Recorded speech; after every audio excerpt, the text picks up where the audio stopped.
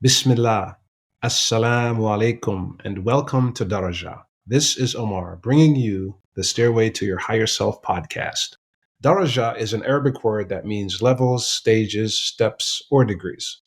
In each episode, we'll bring you stories of Muslim leaders from around the world who have overcome significant challenges through discipline, positivity, and faith.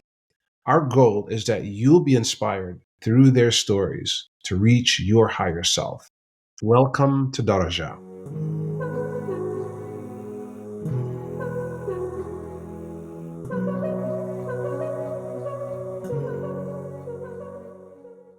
Today we will be talking to none other than Nausheena Hussein, a Chicago native, a woman who embodies the concept of Daraja.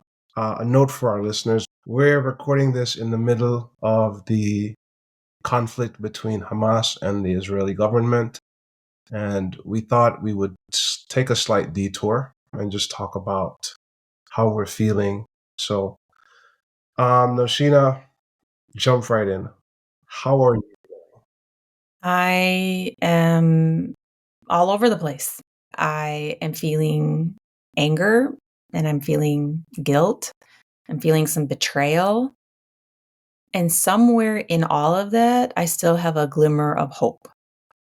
And I think it's because I came back last week from a nice birthday trip. I was relaxed and ready to get back into serving my community. And of course, I get news about, Hamas attacking, only to be followed by Israel's attack on Gaza. And I just froze. I'm going to be honest. I really didn't want to do anything. I didn't know what to do, and I didn't know what I even wanted to do. And it just happened that I went to Jummah, Friday prayer, at my Islamic center. And subhanAllah, sometimes I feel like the khutbah is exactly meant just for me. And Sheikh Ilyas was our guest khatib, and amazing, amazing message because one, he said, do not give up hope. And I needed to hear that reminder because it feels very hopeless right now.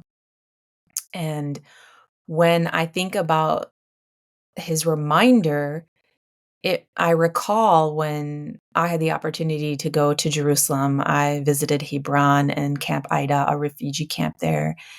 And the Palestinians that were there, they're just in such difficult circumstances. But the only thing that they asked us was to be their voice for the rest of the world. And I realized connecting that moment with what I was hearing in the khutbah was that was my job, that was the one thing that I could do was be their voice. And so I went back out on my social media, and I've been off of like Instagram and Facebook and Twitter or X or whatever it's called for over a year because I just found it to be such a waste of time. But in this moment, I went back on because I needed to tell the other side of the story that mainstream media was not. And that was like the second reminder that Sheikh Ilyas said was tell this story, educate people. It's your job to be taking whatever platform you have with as many people that you can reach and to teach them and tell them what is really happening, what these atrocities are. And then his third message was do not give up on Allah's plan, that He is a much bigger plan that we do not know about, and to have hope and faith in that. And so those are sort of the three things that I'm carrying with me right now to get through these few days. Yeah, it's very everything you're saying resonates with me. I just got back from a conference in Spain with a number of just incredible, really thought leaders. And as I sat there, we were actually sitting at dinner in Andalusia, of all places, in Al Andalus, and we Yes. were talking. And I remember being engaged in a conversation, and someone looked at me and said, "Why do you look so depressed? What's going on?" I'm like, it's just the irony of it all, you know. Here we Yeah. are sitting in Andalus, um, and we were talking about Granada, maybe an hour and a half hour ride from where we are to Granada, and we're like, yeah, you know, in some ways, Gaza is like the Granada of our time, right? It was, Yeah. remember, it was the last place to fall. Yeah. Is the for Muslims in that part of the world. But it was just amazing to see how different people handled it differently. We all were dealing with what we call collective trauma. Yeah. And it was just so, a lot of mixed emotions. People Mm. did their best to kind of just keep on keeping on, staying positive, making dua for our brothers and our sisters in Palestine. But I love what you said about you have three things. I have so many things floating through my head right now, and I don't know which one to hold on to. Yeah. Uh, but our dean does teach us that it is somewhere between hope and fear. So, we're hoping that, God willing, relief will come to our brothers and sisters, but we're also fearful of what could happen or what might unfold. Yeah, and as you were saying, that the different experiences that the Ummah, our Muslim brothers and sisters before us, went through. You talked about what happened between Ali and Muawiyah. At that point, you would think Islam is dead. Nothing's going to happen. And Yeah. then here we are. We continued. And then there was the tragedy that befell Zubair, who killed, hung from the Kaaba, Mm. hanging from the Kaaba for days. Mm. Who would have thought that Muslims would have went into Spain? And Yeah. here we are today, going through another catastrophic moment. But as you said so beautifully, that Allah plans, and He's the best of planner. Mhm. We may not see, we may not see what's happening or what eventually will happen, but we have to keep our trust. We have to keep our faith in the Creator. Yes, absolutely. So how is the community in Minnesota? How are people handling it? Yeah, I think I went to a protest on Sunday, and I think most important a part about protesting is actually being in community with one another and speaking to real Palestinians in the community. It They were more hopeful than how I sound today. And I think talking to them made me realize if they are feeling like this is a change, like this is a moment, this is such a different moment than 2014 and 2006 and the Nakba and all, they are noticing things that I'm not, then I have to really find solace in that. And so to hear some of my Palestinian friends saying, this the amount of change in the rhetoric today than versus like in the previous years is very different. And so they are more hopeful in how things are being framed. And now the world is seeing a very different lens, right? It's not just Israel and their right to defend themselves. It's war crimes and genocide and babies being murdered. So I'm seeing a lot more people waking up and not buying that rhetoric. And I'm definitely seeing this beyond the Muslim community. I'm seeing more allies being more vocal. The only thing that I'm just really surprised to see is how corporations are taking a side and how their employees are struggling with being able to speak out. And this sort of silencing is quite astonishing in this very capitalistic corporate environment that these larger entities are also weighing in on things that they really don't know much about. Yeah, it's kind of like the flood, right? Remember what happened in France, and everyone, I can remember on everyone's social media page, they had the flag of France over their profile picture. Yeah. We stand with Ukraine, and I mean, for some reason, I think people are fearful, and I think you're like you said, you're starting to see the crack in terms of the narrative. before there was an airtight narrative around, Yeah. if you say anything against Israel, you're anti-Semitic, Yeah. right? I think a lot of times people will mash up, or they'll confuse Zionism with being a Jewish, right? So if you speak Mhm. out against Zionism, then you're anti-Semite. And I think Yeah. people are educating themselves. And I think Yeah. as Muslims, that's something we should probably do a better job of, right? Yes. Is to differentiate between the difference between being someone who practices Judaism versus someone who is an active Zionist, right? They're Yeah. two separate and exclusive things, but they're easy to confuse or conflate.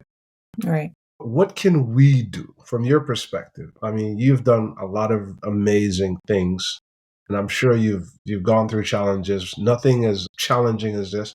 What would you say if you were leading the Muslims for a day? What do you think are some things we can do? Yeah, I mean, we have to be as Americans, as American citizens, we need to be exercising our voice and our right to vote and the people who we have voted into office. These are the same people that were pandering to us in those elections. We were the Muslim vote that swung some of those elections. We need to understand that power that we have. And we need to hold those elected officials accountable right now. I think a lot of people are being, what is that one phrase, armchair uncle politicians, where we just sit in our sofas on our armchairs and yeah, that we just criticize, but we don't make a phone call, we don't send an email. I mean, that's what I've been doing. I've been sending letters, I've been sending emails, I've been sending tweets calling out my representatives, my senators, my governor, anybody that I voted for. And mind you, 2024 is just around the corner, and that is an election year, a presidential one to that. So if you think about what is it, 380, $400 billion of our taxes that are going to support this regime, this genocide, we need to do more something more direct with the people who are in office, and we can start by holding them accountable, and then we need to move on to making sure the right people are in office. Our own people should be running for office, and this is not a Muslim issue, this is not an Arab issue, this is a humanity issue. And I think that is definitely one area that we should all be. My understanding is tomorrow there's going to be another protest at our Capitol, and people should be showing up, asking the governor, asking the lieutenant governor, the senators, and holding them accountable for what is happening. So that's one, right? I think the second one is right now humanitarian aid. It can't get through. So how do we support and rebuild after this comes to some sort of ceasefire, right? With this, what we're asking for, a ceasefire. But then what does the humanitarian aid look like? How do we give? And I'm not talking just about our money. That's definitely one aspect, but our time, our talent, our testimony. I literally at one point last week was like, wanted to hop on a plane and just go over there. I didn't know what I was going to do, right? But I wanted to help, and I want to help rebuild. And what are the ways that I can lean into that? And I think the third thing is we need to keep up with our dua. We need to keep up with our prayers, and we need to keep up with asking Allah subhanahu wa ta'ala. We cannot stop with those prayers. Yeah, so political activism, humanitarian aid, or at least being active in whichever way we can, and most importantly, up our ibadah, up our worship, up our dua. I often go back to the hadith, right, that talked about if you see a wrong, right, Yes. you first of all you try to change it with your hand. If you Yeah. can't, you speak out against it. At least hate it in your heart, and that's the weakest of your faith. Yeah. Going to your first point around political activism, I think the worst time to build a relationship is when you need an Mm, ally. So I think one of the lessons learned from this catastrophe is for us as Muslims, like you said, to be engaged politically, either run for office or develop a strong relationship with your elected officials, Yep. the lawmakers, because if we had the clout, so to speak, we had those relationships. It's a simple phone Yep. call. Yep. Hey, Senator so and so, or hey, politician so and so, where do you stand on this issue? And one of the things I was surprised about is we don't have a playbook. No. We kind of just we're very organized, Mhm. but as Muslims, I don't know if there's a playbook, or we should have those things. Those things should be at the ready. So if something happens, this is the point person. These are the steps we take. Here's who we call. Here's how we kind of galvanize and Yeah. mobilize our community. And I'm Yeah. not seeing that. One of Yeah. the things that nothing, this is not, I want to preface what I'm going to say by saying I am not anti Semitic.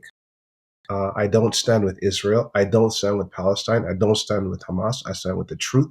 But Yeah. one of the things that I've noticed is, in most cases, people who are of the Jewish persuasion, when they get on their interviews, there's a pattern. First, what they do is they kind of dehumanize, or they paint uh, Muslims, Palestinians, Hamas, whomever, as the other, and they Mhm. just okay. So here's who they are, and then they pivot to we.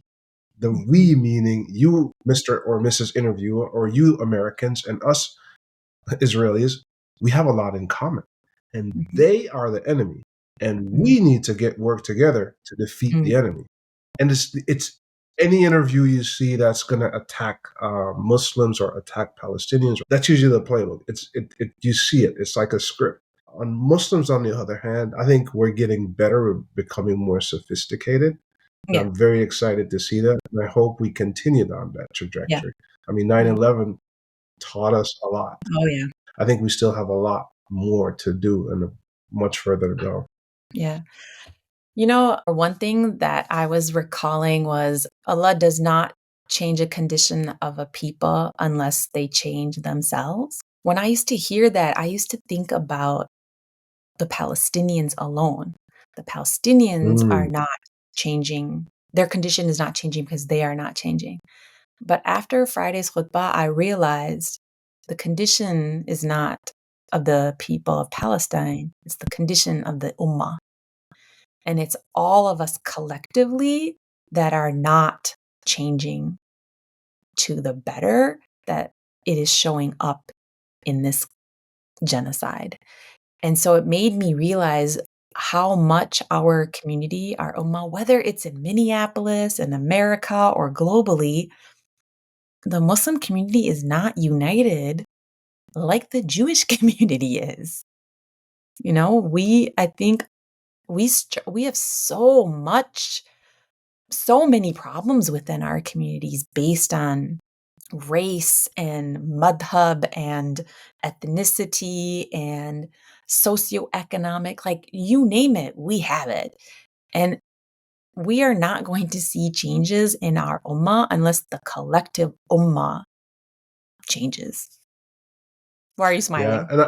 and no, I'm sorry because I get that's one of the things being a revert, whatever you're gonna call it, right? I accepted Islam. I wasn't born into it.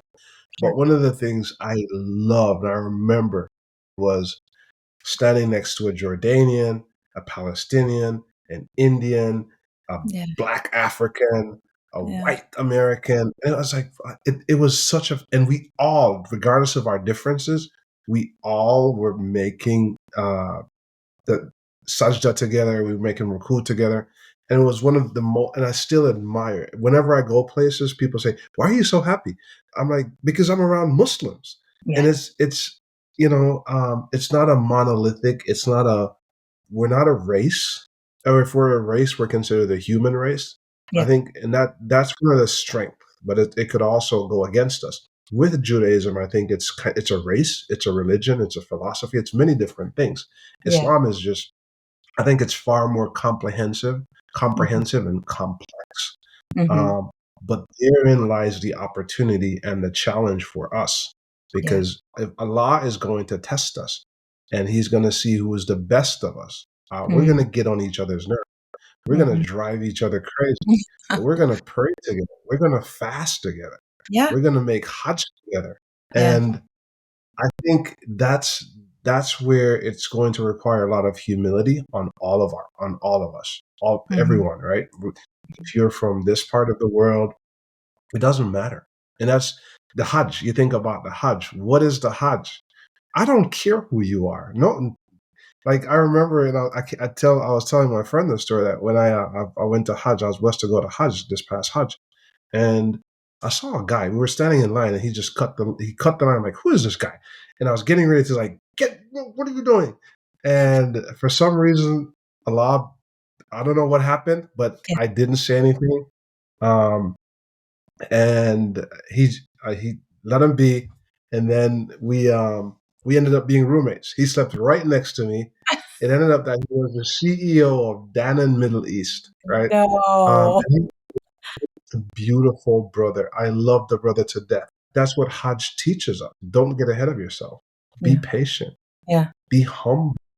Yeah. Uh, think the best of your brother and your sister. And I Yeah. think that's the beauty of who we are as an ummah, right? Yeah. As a community, a Yes. global community. I could go on and on, but I'll stop there and give you an opportunity to reflect. Oh, I see the diversity in our community, and I think about when I was growing up, immigrant parents coming from India.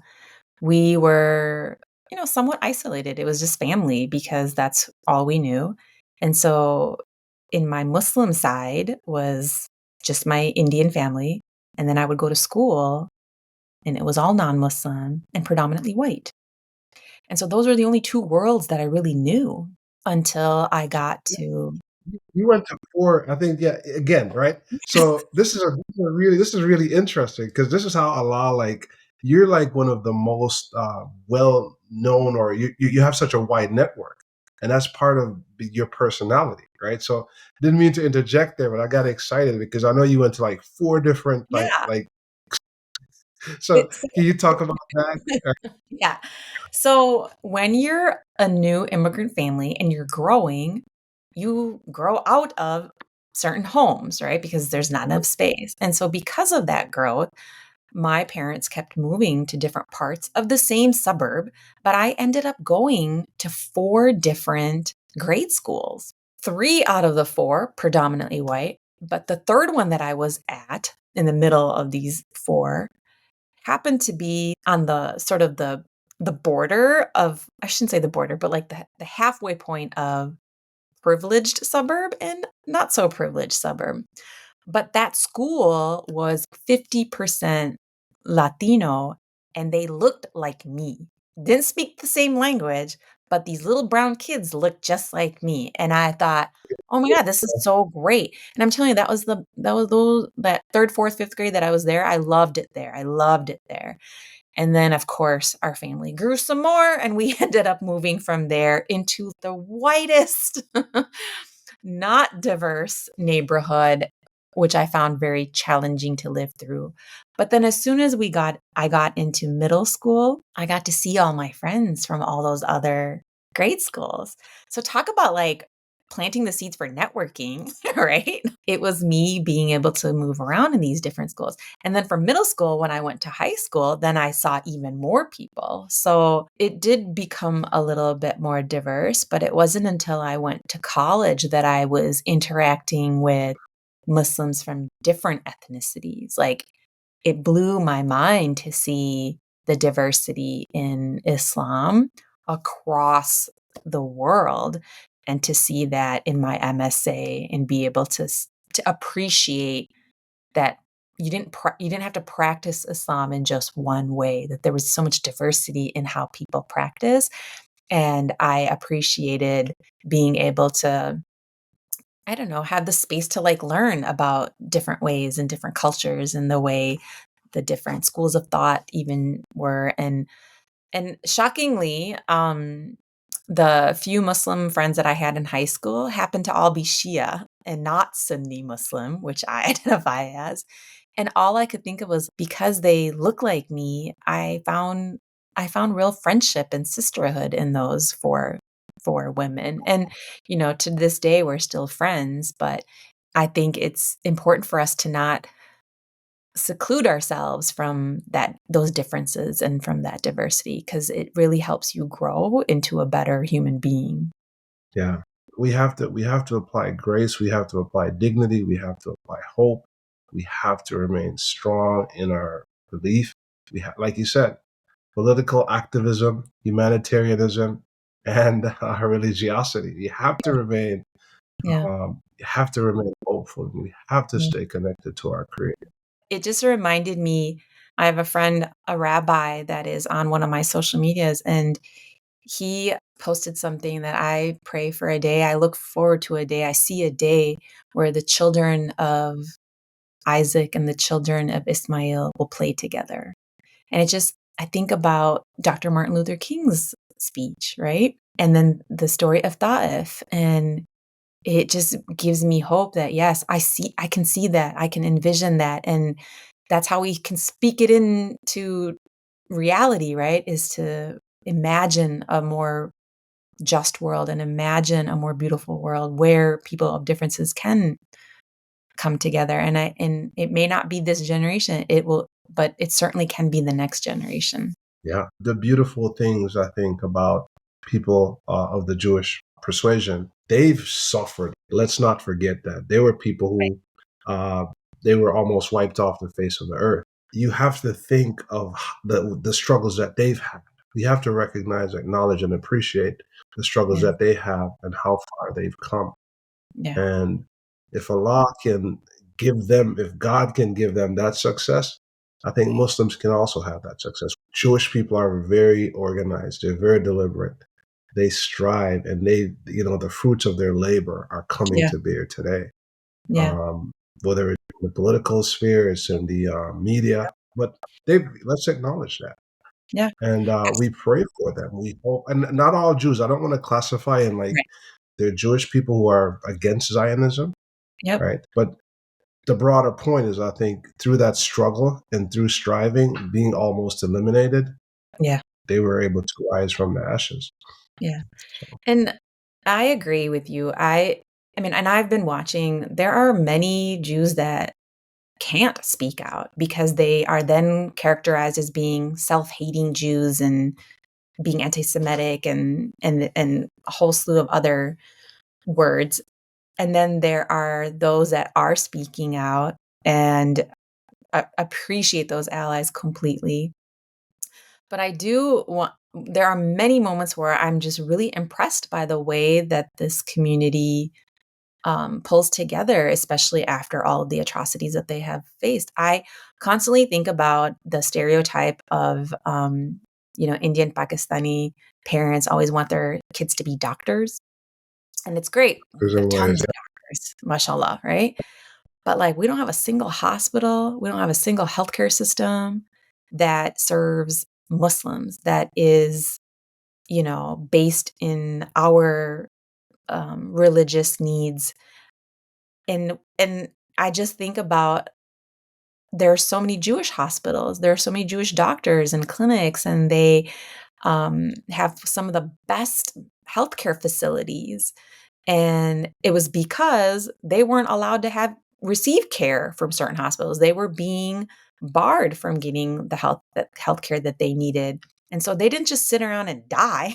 They were like, well, we're going to make our own hospital.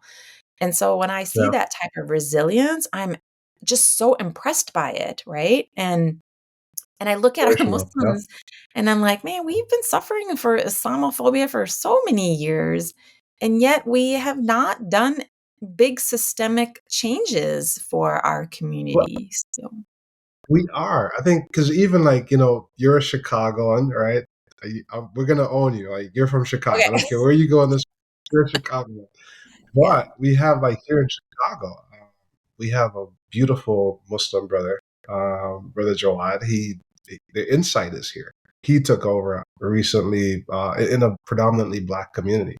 And I Hmm. think those are little lights of hope that gives you Yeah. hope that yes, Muslims are humble people, yet Hmm. very inspirational. We've come a long way and we have a long way to go. But I'm Yeah. so hopeful. I'm so grateful for just the effort, the dedication. We recently here in Chicago, we recently had a young boy, a 6-year-old died. I know. And the energy, the organization, letters going to principals. We were able to Yeah, bring the governor and we were able to bring the yeah, mayor and so many people yeah, um, in the political world.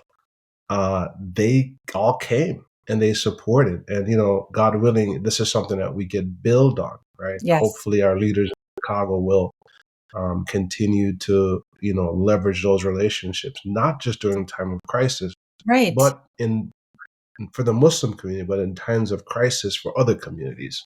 That was something one of the organizers at the Palestinian protest was saying, that when we are fighting for liberation, it should not be just for our identity, like our ethnic identity. We should be fighting for everybody, whether it's the indigenous people of our land, if it's African Americans, if it's Black Lives Matter, we should be fighting for humanity, period. Yeah. So I stand with truth, not necessarily a group of individuals or a country. I think it's the Yeah. universality of truth. It's been a very inspiring conversation. Just to briefly summarize, we need to be politically active. We need to ensure that we're doing the best we can from a humanitarian perspective. And Yes. most importantly, we have to be more connected with our creator because he's Yes. really the one who's fully in charge. Yes. And what I would add to that is I think our differences is our strength, but Mhm. those differences could also, if not handled very carefully, could be our demise. And we Yes. learn from our past, we learn from history, and we're inspired by the history and the tradition of our beloved prophet and his righteous followers and those who came before him. So I want to say thank you for being a part of this podcast. This was unscripted. We Yeah. thought we would have a conversation just in remembrance and in support of our brothers and sisters in the Holy Land. So, did you have anything you wanted to close out with, or anything that we didn't talk about that you'd like for our listeners to be just be aware of? Oh, I think when the work that I'm doing within the philanthropic landscape, everybody thinks they can't do, that there's nothing they can do, and there's always something you can do. So figure out what that is, what you're good at, what your talent is, where you have ties, where you can lean in on your networks, where you can lend your voice. Whatever makes you comfortable and feels like you're making a difference, do it. Just do it. Let's do it. Jump in, do it. Jump in. Thank you so much for having the conversation. And Thank to our you. listeners, thank you for tuning in. If you'd like to support us, please subscribe to us and give us a rating. Thank you, and may Allah bless you and be with you. And until next time, Assalamu alaikum.